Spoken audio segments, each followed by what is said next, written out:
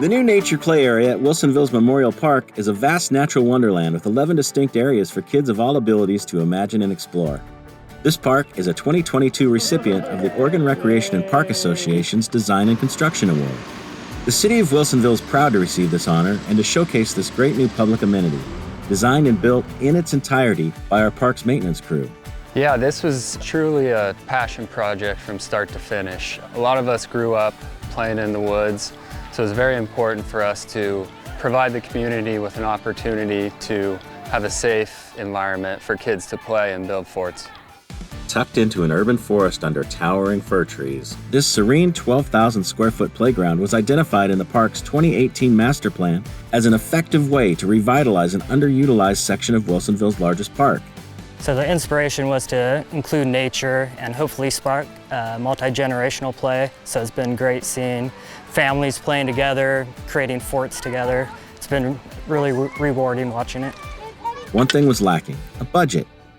Without the means to have the space designed and built, the parks team took on the challenge themselves.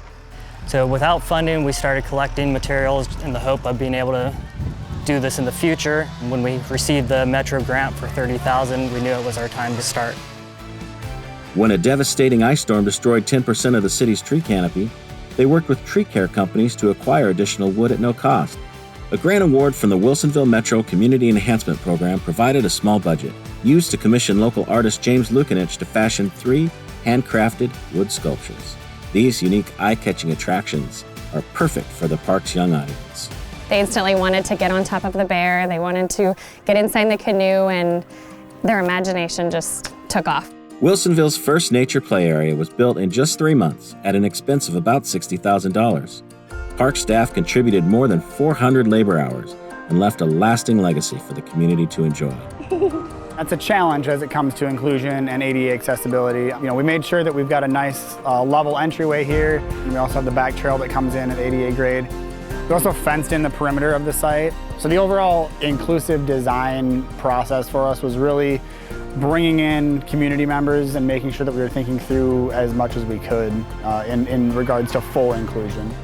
I collect pine cones and sticks and rocks. I like to go on this balance beam and pretend. Since it opened last summer, this vast, beautiful playground has captured kids' imagination, providing new ways to build, discover, create, and go eye to eye with the wonders of nature.